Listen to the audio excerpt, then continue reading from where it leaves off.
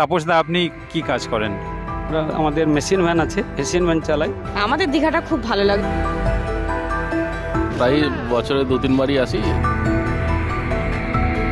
এখনো পর্যন্ত এখানে কোনো খামতি সেইভাবে আমার চোখে পড়েনি। উদয়পুর গিয়েছিলাম, তালসারি গিয়েছিলাম। হ্যালো এভরিওয়ান, আমি সাব্বির আহমদ আছি তোমাদের সাথে দীঘা শহরের ডায়েরি নিয়ে। আজ বুধবার 23শে এপ্রিল 2025, আর এই মুহূর্তে আমি আছি নিউ দীঘার ঠিক পাশে ওশিয়ানা বিচে। আর এই ওশিয়ানা বিচ খুব শান্ত এবং নিরিবিলি একটা জায়গা। নিউ দীঘা বা উদয়পুর বিচে যে তুলনায় মানুষের ভিড় হয়, সেই তুলনায় ওশিয়ানা বিচে মানুষের ভিড় একেবারে নেই বললেই চলে। বন্ধুরা, দেখতে পাচ্ছ সমুদ্র একেবারে খালি পড়ে আছে। এখানে অল্প কয়েকজন পর্যটক সমুদ্রে নেমেছেন। আর এদিকটা রয়েছে ঝাউ গাছের জঙ্গল। এখন সময় সকাল 10:15। আর আজকে আমি কথা বলবো দীঘায় বেড়াতে আসা কয়েকজন ট্যুরিস্টের সঙ্গে।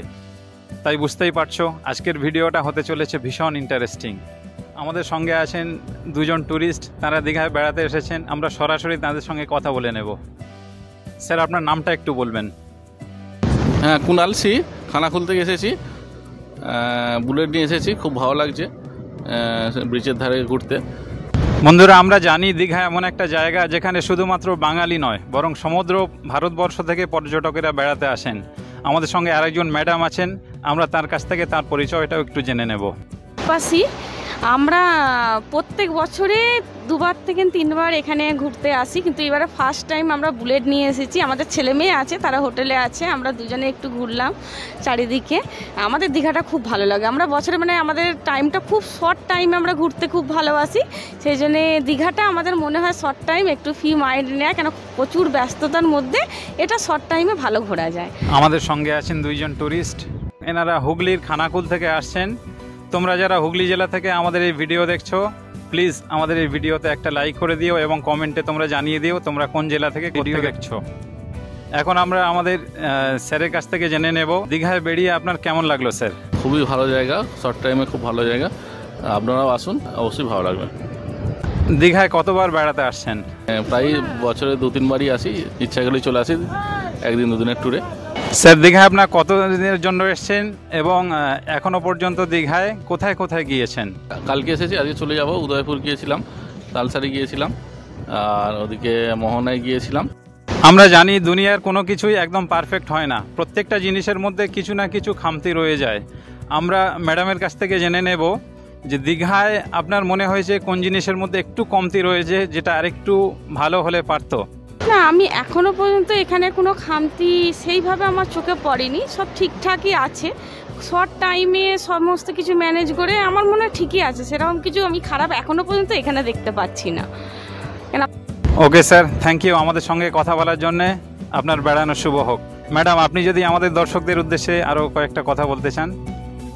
হ্যাঁ, বলছি এই চ্যানেলটাকে সবাই সাবস্ক্রাইব করুন, আর লাইক করুন, আর শেয়ার করুন। আমাদের সঙ্গে আছেন আরেকজন ট্যুরিস্ট, আমরা চলে যাব তার কাছে। স্যার, আপনার নাম কি? আমার নাম তাপস জানা। আমরা তাপসদার কাছ থেকে জেনে নেব তাপসদা কোত্থেকে বেড়াতে আসছেন। কাকদ্বীপ থেকে এসেছি, 24 পরগনা। আমরা জানি আমাদের এই প্রিয় মাতৃভূমিতে বিভিন্ন কর্মক্ষেত্রের মানুষ বসবাস করেন। আমি যেমন একজন ইউটিউবে ভিডিও করি, আর এটাই আমার পেশা। আমরা তাপসদার কাছ থেকে জেনে নেব, তাপসদা আপনি কি কাজ করেন? আমাদের মেশিন ভ্যান আছে, মেশিন ভ্যান চালাই এবং বিভিন্ন রকম কাজ করি, এবং বাইরেও যাই, ব্যাঙ্গালোরে গাড়ির কাজ, গাড়ির বডিতে কাজ করি, বাস বডি। এবং এখন বাড়িতে আছি, যখন সিজন ভ্যানে থাকে না তখন আমরা কাজে চলে যাই। দাদা, আপনি কতদিনের জন্য দীঘায় বেড়াতে এসেছেন এবং দীঘায় কোথায় কোথায় বেরিয়েছেন, কি কি দেখেছেন? চন্দ্রেশ্বরের মন্দির দেখেছি, নিউ দীঘাতে এসেছি, দীঘা দেখেছি। দেখার পরে এই নদীতে নেমেছিলাম, নদীতে থেকে একটু ঘুরে ফিরে আনন্দ করে জলে উঠে এসেছি। এবার যাবো রুমের দিকে। দীঘায় বেরিয়ে দাদার কেমন লাগলো এবং এটা নিয়ে মোট কতবার দীঘায় বেড়াতে এসেছেন? দীঘায় এসে খুব ভালো লাগলো, এবং ভালো লাগলো নদীতে নেমে এবং ঘোরাফেরা করে দোকানদানি দেখলাম, খুব সুন্দর লাগলো। আগে একবার এসেছিলাম, আবার একবার এলাম, এসে খুব ভালো লাগলো, পরিবেশ ভালো খুব। দীঘায় বেরিয়ে তাপসদার কোন জিনিসটা মনে হয়েছে একটু কমতি রয়েছে, যেটা আর একটু ভালো হলে পারতো? নিউ দীঘা একটু ভালো লেগেছে, কিন্তু নিউ দীঘার থেকে একটু অফ সাইডের দিকে এলে একটু পরিষ্কার পরিচ্ছন্ন ভালো। ওই নিউ দীঘার দিকে একটু নোংরা এবং আবর্জনার জন্য এদিকটা খুব একটু ভালো লাগে। থ্যাংক ইউ সো মাচ তাপসদা আমাদের সঙ্গে কথা বলার জন্যে। আপনার বেড়ানো শুভ হোক। সবাই ভালো থাকবেন, সবার শুভ হোক। বন্ধুরা, আজকের ভিডিও তোমাদের কেমন লাগলো জানাতে ভুলবে না কমেন্ট বক্সে। আজকের ভিডিও তাহলে এখানেই শেষ করছি। এতক্ষণ আমার সঙ্গে থাকার জন্য সবাইকে থ্যাংক ইউ। সবাই ভালো থাকবেন, সুস্থ থাকবেন।